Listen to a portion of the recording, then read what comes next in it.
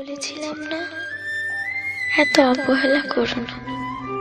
কখন হারিয়ে ফেলবে আমায় নিজেও জানতে পারবে না।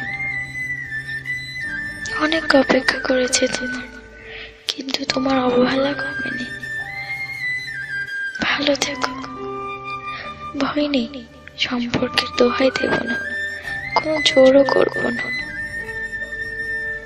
ইচ্ছে হলে SMS দিও, না হলে না দিও। তবে আগের মতো হয়তো আমাকে আর পাবে না। সবকিছু বাদ দিয়ে তোমায় নিয়েই ভাবো। কিন্তু অবহেলার মাত্রা এত পরিমাণ হয়ে গেছে যে আমার অসীম ভালোবাসা হারিয়ে ফেললাম। ভালো থেকো, বেশি খারাপ লাগলেই চলে যেতে পারো, আটকে রাখবো না। অবশ্য এখন আমার থাকা আর না থাকাতে তোমার কিচ্ছু যায় আসে না। তবে মনে রেখো, আমার এই চেঞ্জের জন্য তুমিই দায়ী।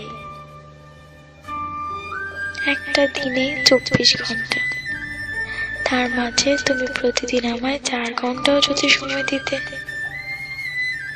আমার কষ্ট লাগতো না। আরে আমি তো 4 মিনিটেও খুশি থাকতাম, তাও তোমার কাছে ছিল না। ভালোবাসার মানুষটির কাছে সব থেকে ভালো লাগার মুহূর্ত কি জানো? যখন তার ভালোবাসার মানুষটি তার সাথে থাকে, কিংবা তাকে দূর থেকেও একটু সময় দেয়।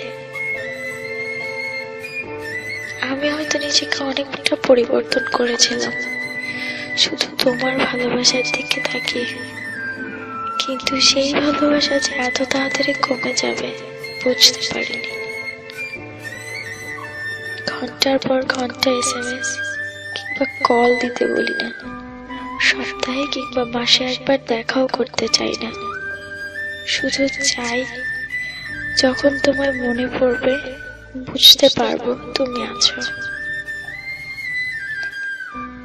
একটা কথা কি জানো, অবহেলার মাত্রাটা যখন বেড়ে যায় তখন ভালোবাসার ইচ্ছাটাও দিন দিন হারিয়ে যায়।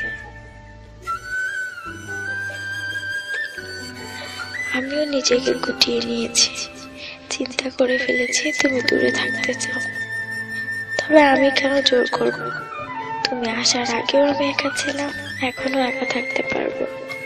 হয়তো মাঝে স্মৃতিগুলি একটু কষ্ট দিবে, এর বেশি কিছুই না। হয়তো অপেক্ষায় থাকবো, তুমিও একদিন বুঝতে পারবে ভালোবাসার মূল্য।